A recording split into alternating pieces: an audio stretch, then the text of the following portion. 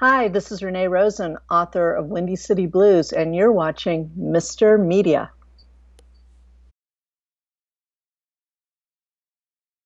I'm Bob Andelman, and this is a Mr. Media interview.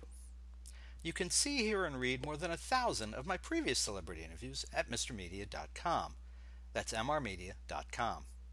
Subscribe to the show on YouTube, iTunes, Apple News, Google Play, or Stitcher, and follow us on Twitter and Facebook. On today's show, I'll talk to novelist Renèe Rosen. Her latest novel is Windy City Blues, a fictionalized look at the early days of chess records as seen through the eyes of a young Jewish woman who falls in love with a black blues guitarist. You think you've got problems in your relationship? Stick around. Sometimes a great novel gets lost in lousy packaging. That's the case of Renèe Rosen's third book, Windy City Blues. It is one of those magnificent emotional reads that you can't put down, capturing the early days of rock and roll, race records, racism, and illicit relationships in one terrific bundle that you won't put down until the final page. In fact, the only problem with the book is the way the publisher chose to market it, my opinion.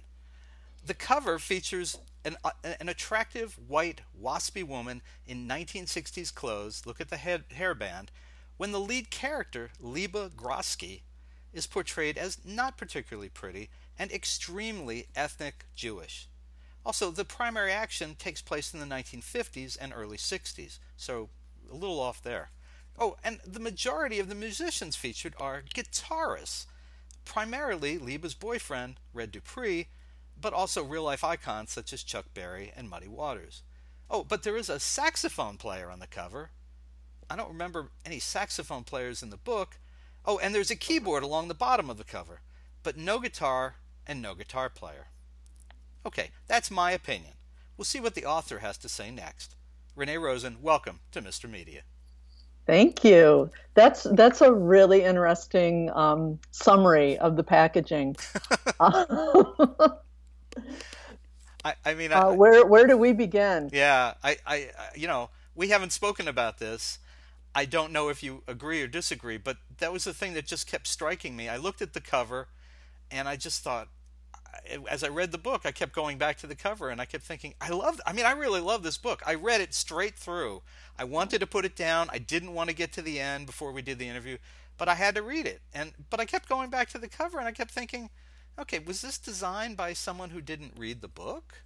Was this designed by somebody who has no idea? And I understand publishing. If you'd rather not touch this, that's fine. But I just wanted to get it off my chest. No, honestly, I think that this book had some real marketing challenges because if you look at the books that I had written before, they are very female-driven. And so there was a branding issue. We wanted to retain the interest of people who had read my previous books while still reaching out to, a broader audience. And that was just a tricky way to sort of encapsulate it all and still keep it with a brand feel. So I see what you're saying, and what I've said, I've heard from a lot of women who have read the book and said, oh my God, I'm giving this to my husband now, or my boyfriend, or my son, and I always say to the men, if you can get past the chick on the cover, Yeah. I think it came down to some tough marketing decisions. I guess having a black woman and a Jewish woman kissing on the cover, or something close to that, probably been a real hard sell. I can understand that, but correct me if I'm wrong.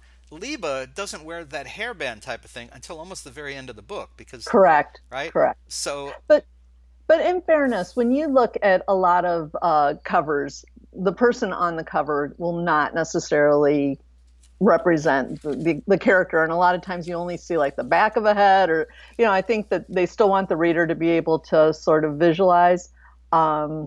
So I don't know if that's as big of an issue there. What about the saxophone player and the keyboard versus a book that's mostly about guitarists?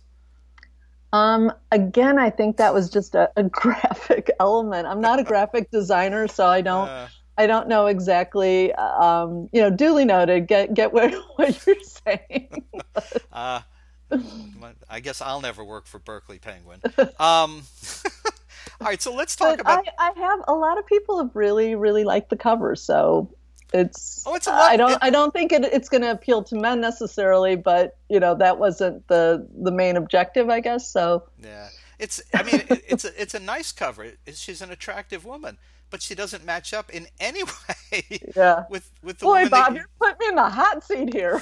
I just, I love the book. I mean, that's number one. I love the book. I'm so glad. I would love to see it. You know how Entertainment Weekly sometimes will put out multiple covers to see Yeah. which one sells? I think if this book had an illustration of what Red Dupree looked like, with, Hmm. and you probably couldn't get the likeness of Chuck Berry and Muddy Waters for the cover, but if you had a Red Dupree type of person with his guitar, looking Hmm. however he would look, as a secondary cover, it could be marketed in a whole nother way because that's a really big part of the story. It's It the, it you is. know, It is. And again, it's one of those. It was slightly different from my previous books in that it's told from three characters' points of view: Leonard Chess, Red Dupree, a bluesman, and Lieba. So we were trying to, as I said before, maintain the integrity of the brand that we're trying to establish while still putting it out there for a new reader. I understand that. And guys, you should read this book. If you love rock and roll, if you love Chuck Yes. Berry, Muddy Waters, Chicago blues, any of that stuff. This is even though it is sold as fiction, there's a lot of truth in this book. There's a lot of reality. It is a really good story for anyone who loves that kind of stuff. And it's sad that it came out, as Chuck Berry passed. Yeah.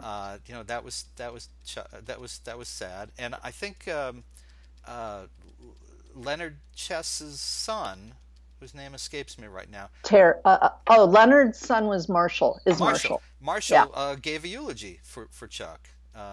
So I got this book just as all that was happening, and Yeah. interestingly, and I'll stop talking. But interestingly, was reading the book as my wife and I were traveling in Louisiana, and then on to Birmingham, and Oh, you were right in the thick of it. yeah, it was really, it made it that much more real. It could only Uh, been realer if I was reading it in Chicago, I guess. So tell me, you're in Chicago. How did this present itself? Where did the idea for this come from?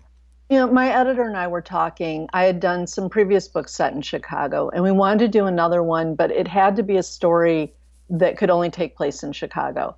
Even though there are scenes down in the South, the core of the story had to be there. And so she said, "Well, what about the blues?" And I started doing some research because I really didn't know that much about the blues prior to this. And I'd heard of Chess Records, but I didn't really know. I'd seen Cadillac Records, but that's Chess Records light. And all of a sudden, I just started digging. I'm like, it has to be Chess Records. And the deeper and deeper I went into the research, the more fascinated I became by the brothers. And then we actually went down to New Orleans and drove the Blues Highway, Really? going through some of the areas that you'd mentioned, just because I wanted to get a real sense of what it was like in the South, which that's where the blues came from.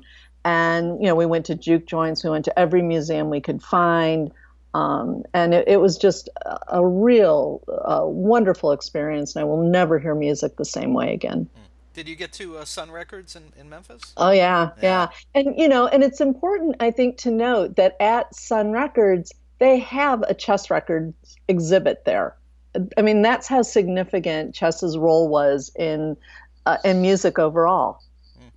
And how did you get yourself so deep into the story of the Chess brothers? And how much is that should we assume is really what happened with them, and how much is kind of colored a little Yeah. bit for fiction? I mean, I always take a little bit of creative license because I am writing fiction, but I was very fortunate to spend a good amount of time with members of the Chess family, as well as with Willie Dixon's grandson. So they were telling me stories, things that you would just never find in a book about them, and quirky things, like how superstitious the brothers were. And for example, I had mentioned Cadillac Records before, and they had Leonard Chess having an affair with Etta James, and that was so off the mark. That just never happened. There was another driving force that was behind Leonard's, just compulsive, obsessive, he was just a workaholic. And that was not about Etta James or anything like that. It came from other sources. And just hearing their stories, you'd mentioned Chuck Berry. Terry, who is Phil's son, he knew Chuck Berry very well. Chuck Berry used to stay over in his room when he was a kid growing up. And Chuck Berry would put his hair in his hairnet at night, and they'd wake up in the morning and Chuck Berry was there having breakfast with Phil. And, Terry and his sister Pam would come downstairs and they'd sing songs for Chuck Berry and, just wonderful memories like that. He was also told me about, when the Rolling Stones came to Chicago to record at Chess Studios in '64, Terry was at that session. I'm getting goosebumps right now just thinking about it, and then, Willie Dixon's grandson, Keith, I was constantly, they now manage the old Chess Studio or run it as Blues Heaven, which is a foundation for educating young musicians and keeping the blues alive. I would go down there constantly and ask Keith, now, how did the royalty structure work again? And what did your grandfather say about this? And, it was just, I'm so grateful to have their support on this book and that they trusted me with their stories. And have you gotten much feedback? Has the book been out enough for feedback to start coming back from people that you spoke to when you were researching? Yeah, a gentleman that I interviewed, Shelley Stewart, he was the go-to DJ in Birmingham during the Civil Rights Movement. And his handle was Shelley the Playboy. And I had sent him an advance copy of the book, and he called me shortly thereafter to say that he was really pleased and he felt like I got it right. Pam Chess told me that her father, Phil, who had just passed away, she said he would have really liked this book. He would have approved. So, and both Terry and Pam felt like I had gotten Phil and Leonard correct. Their characters, were accurate. So that was really rewarding. Yeah, you sketch them so differently. Leonard as the workaholic, Phil as the, I want to work, and I'm in my brother's shadow, but I love my family, I'm enjoying my life. Yeah. And Leonard, why don't you slow down a little bit? And Leonard's like, why don't you, he never actually said, why don't you work a little harder? But, you got the sense that, that was the yin and yang of the two of them. Yeah, and I think that, Phil was actually more of a father figure to Leonard's children, than Leonard was. And I think there was some envy and jealousy there, but, Phil basically kind of raised Leonard's kids, in a way. And he was much more family oriented than Leonard. Leonard was money, and, more signing up new artists and hitting the road. So, we need to talk, of course, about Lieba, who's the protagonist for the story. My heart broke for this woman so many times in the story. I felt terrible. She doesn't. Her family doesn't respect her. Before she meets Red, they just. The mother especially prefers her sister to her. She catches no breaks. Yeah. She doesn't have a very good self-image. I mean, which is maybe not in the 50s. Nobody was thinking that in those words, but it was clear she didn't. She didn't hold her head up very high, except when she was around Chess Records and Leonard and Phil, and then the whole blues scene. Have you ever known anyone like this? Or are you? Where does this woman come from? Bits and pieces. So I did know when I was growing up, there was a girl that I knew who was extremely tall, and she was stunning. She was beautiful, but she was so much taller than all the boys, and she always did this slouching thing, to sort of try and fit in. She didn't own her height. So I was thinking of Lieba in terms of, a woman who was going to own her height because she's taller than the men. Um, and then I read a lot about Carole King because as a songwriter, a Jewish woman songwriter, I wanted to get a feel for that, particularly since Lieba ends up writing blues music, which was sort of unexpected. But she's a character who can play by ear. So all she has to do is hear a song on the radio or on a record, and she can sit down at a piano and pretty much replicate it. And so she uses that gift to find her own voice and to sort of come into her own. And then, of course, when she meets Red Dupree, he's a tall man and she can own her height with him. So, all that helps her sort of come to a better understanding and a better appreciation of who she is. So how really bad in the 50s would it have been to be a white Jewish woman with a, I don't know, conservative Orthodox family? I, Yeah, well, basically, her family emigrated to the United States, which many Eastern European Jews did in that time period. And the family is still, particularly the mother, is still speaking Yiddish at home. And, back in the 50s, Jewish woman, you're supposed to meet a nice Jewish boy. That's who you bring home. You don't bring home a blues musician. And, in segregated Chicago in the 50s, that was really tough. There were black and tan clubs that they could go to, but they couldn't walk down the street holding hands without turning heads. Even though they were in Chicago and not the Deep South, because God knows it never would have gotten off the ground in the Deep South, but they were victims of hate crimes. People are just very intolerant and and I instantly, when I started writing this book, I had no plan that I was going to go into the civil rights movement. But as I got deeper into the research, I realized that you really can't separate the music from what was happening in society. And in fact, when I was in Memphis and I got to the Civil Rights Museum, that's when it kind of hit me, and it was a very emotional moment of realizing that this book is about so much more than just the music. And did I have the chops to pull it off, and could I do it, do the material justice? So it was a big challenge for me. I was going to exactly the word I was going to use is the challenge, because you put Lieba on the bus during the Freedom Rides. Geez, I look at that. I, I, I support all of that, but I don't know that I have the wherewithal as a person to be on that bus doing that. I would find other ways, but I wouldn't have done that. And I thought that you captured it. I mean, I wasn't there, so I can't be sure, but you gave me as a reader the sense of drama and anxiety, and then actual violence of what's going Yeah. on. It was pretty believable. I mean, it was pretty. Well, You know, I think those people, the Freedom Riders, they were so brave, and they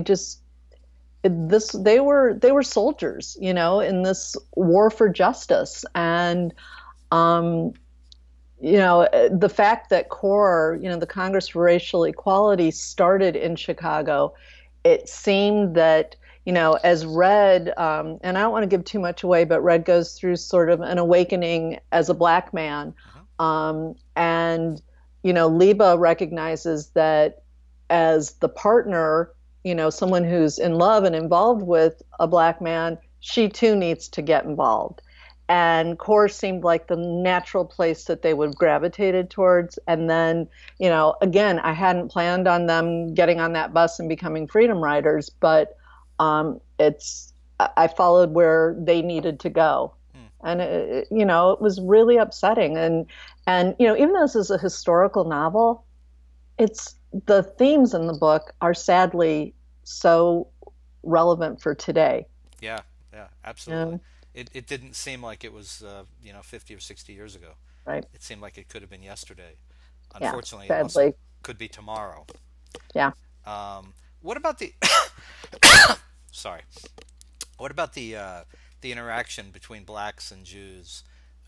You captured particularly one part of that where Lieba's family and her extended family, they follow the Sabbath. Saturday is the day of rest, and you don't work, you don't do things, you can't turn on lights, you don't use electricity. So they have a black person in their case, a man, woman, in their case, a friend of Lieba's, who they have no respect for otherwise, but they Right. pay her every Saturday or every Friday night, I guess, to come in and turn the lights on, come back, turn the lights off, start the oven, or whatever it may be. Yeah. Yeah. There's a word for that. It's called a Shabbos goy, Right. and believe it or not, BB King was a Shabbos goy Really? for a family. Yeah, it was because Orthodox Jews are forbidden to do anything that seems work related or anything that would involve engaging in some sort of work. They would have someone come in, as you said, to do all these things like turn on the stove, turn on the lights. Elevators now are sort of they have the Shabbos setting so that nobody has to touch a button or anything. I'm not a religious Jew, so that's sort of lost on me. But yeah, but they bring a girl in who is Lieba's best friend, and she's their Shabbos goy, but her mother will not acknowledge her. Would much rather Lieba play with the other little Jewish girls. And the parallel between blacks and Jews was really fascinating to me. It was something I did not know. And really, the two groups, first of all, during the Great Migration, you have the blacks moving north. You have, at the same time, you have Eastern European Jews emigrating to the United States. So many of them arrived in Chicago, and nobody wanted them there. There was only one place that they were both welcome in, and that was this open air market called Maxwell Street, where the only color that mattered was green. So, the Jews bring their business savvy with them, and the blacks bring their music. And, Chicago was so noisy that the only way the musicians could be heard was to plug in, to go electric. So they would pay the merchants, whether it was a nickel or a quarter or whatever, for the use of their electricity, plug in their amps, and suddenly we have the Chicago blues sound. And that's really where it came from. Yeah, you capture that really well. There's the instrument store where Lieba works, and Red shows up there, and he plays his guitar outside. He plugs in. He pays the nickel or whatever it was. Just a lot of great color, and of course Lieba wanting that piano so badly. It's interesting Yeah. how that recurs. I'm trying not to give anything away, just to Yeah. reference. It's hard. It's a really good story. It's a Oh, thank you. really Thank really good you. story. So this was your third novel? Wait, it's fourth. Fourth. I'm Fourth. sorry. Yeah. Okay. What was the first and what was the difference between writing the first and writing the fourth, I guess is what I Well, want to know. okay, technically, I guess it was my fifth. So the very first book that I wrote By the time you was, finish this interview, you'll have done 10. Sorry. I keep adding on to Sorry. it. But the very first one that I did was an autobiographical coming of age story called Every Crooked Pot. And that one took 17 years to write. And then I sort of fell into this historical fiction. And, that one took 10 years. And then the next one, suddenly I was under contract and it was like, you've got a year to write a book. And that was I was never more than 3 feet away from my laptop for the entire year, so. So you've learned, you picked up. Are you doing this full time? Do you have another job? I'm doing it full time, That's and great. it's that's a dream come true for me. Absolutely. That's very cool. Did any books or film or anything particularly influence this book or any of your other works? I did watch an awful lot of documentaries on Howlin' Wolf and Record Row. There's a great documentary about chess, Roll Over Beethoven, Hmm. that really sort of captures it. I was just, any sort of films that I could find on. There was another one that was released that was called Who Do You Love? It was released in very limited like 2 or 3 theaters across the country. That was sort of it. And that was also the chess story, and a little bit more accurate than Cadillac Records. I feel like I'm ripping on Cadillac Records. I love Cadillac Records. Okay, It's just, sorry. um, I was thinking of American Hot Wax, which was kind of yeah, the Alan Freed story, yeah, and yeah. I because did see that too. in the midst of everything else, you also deal with the payola scandal, which was like, I was wondering, maybe the chess families weren't so happy about that. They come off okay in it, but I thought, well, that must have been a little bit sticky. But you know what? The whole reason that chess was not didn't get their hands slapped in the payola scandal was because Leonard wrote down everything as a legitimate business expense. So if he was giving out Cadillacs to DJs, or you're buying Alan Freed a second home, or whatever, that got written down as an expense. And the whole reason that other record industries got in trouble, other record labels got in trouble, was because of taxes. There was nothing wrong with paying someone to play a record. It was hiding the money or not declaring it. Well, I don't know if it was So, entirely okay to pay someone to play a record. but There it was wasn't issues that, illegal. They right. found that that was not illegal. Maybe not kosher, but not Yeah, illegal. maybe not So, kosher. Yeah, yeah. So what's next? What do you do? How do you follow this? well, I've had a hard time letting go of this book because it has such a special place in my heart. But I am working on a new book now that I'm super excited about. It's not set in Chicago. It's actually about Helen Gurley Brown Oh, and how she resurrected Cosmopolitan magazine in 1965. well, that'll be So, interesting. yeah, I did not realize that Cosmopolitan had been around since the 1800s. It was this highly revered literary magazine. And here she comes after writing Sex and the Single Girl, and with no editing experience at all. And she's going to, start heading up this magazine. And half her staff bolted on her like almost immediately. So I'm having a lot of fun with it. That should be After the interesting. blues book, I did need something a little bit lighter. So I'm all about Nehru jackets and go-go boots. I remember seeing Cosmopolitans that were published in the 30s and the 40s. They're really cool looking. It's very Yeah, classic from that era, as was yeah. Esquire. Helen Gurley Brown, her husband was in the business as well, wasn't he? He was a big movie producer, but he had also been an editor and a writer for Esquire. He had also worked at Cosmopolitan, Okay. so he was sort of the silent partner in the whole thing. He wrote a lot of the cover blurbs on Cosmo. He edited a lot of the fiction, even though she had a fiction editor. So she didn't make too many moves without him. Very cool. Well, I'll look forward to reading that. Now you've got a Thanks. fan here because this is just a really really good book. Oh, Um, thank you. you're welcome, folks. Listen, you can find Renee Rosen's latest novel, Windy City Blues, which I strongly recommend. I don't say that very often, but I really do. Especially guys, you should really check this out. You love the Chuck Berry and the Muddy Waters and the Red Dupree stuff, and you'll manage to get through the other stuff. But you can find it in great stores everywhere, or you can order it right now at a great price right here at MrMedia.com. If you are watching the video on MrMedia.com, just below the video, probably right over there, right over there, you will see the cover of the book, and you'll see covers of some of Renee's other books. You can just click on it. You'll be able to download the ebook instantly, or you can get it delivered. I don't know, maybe within an hour by one of those flying things. Drone. By drone, that's it. But either way, you can get it really quickly at a great price. Renee, you have a website, I believe? Yeah, ReneeRosen.com. Easy peasy. Renee is two E's, fellas. Okay? ReneeRosen. ROSE. What did I say? ROSEN. ROSEN. I meant to Yeah. say that. And Twitter, Facebook?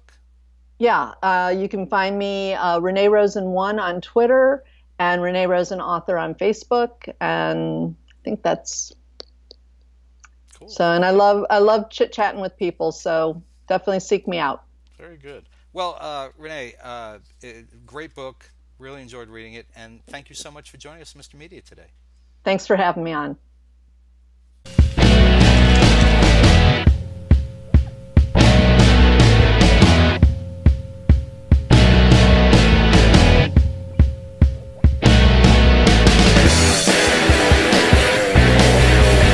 I'm not going outside.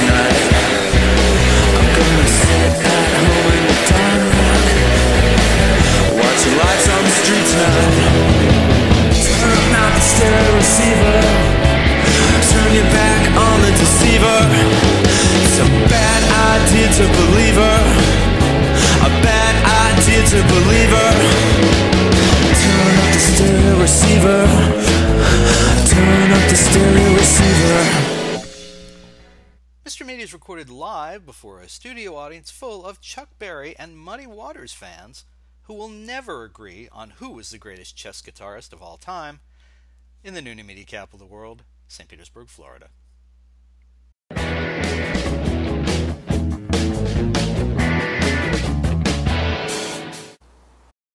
Hi, this is Rich Scheidner. And if you've ever wondered what it was like to be a stand-up comedian in the 1980s, I'm going to do you a big favor. Instead of billions of dollars for a time machine, you can just spend $24.95 and buy my new book, Kicking Through the Ashes, My Life as a Stand-Up in the 1980s Comedy Boom. It will save you money and give you thrills. It will take you there. Go to my website, richscheidner.com, go to amazon.com, and buy this book.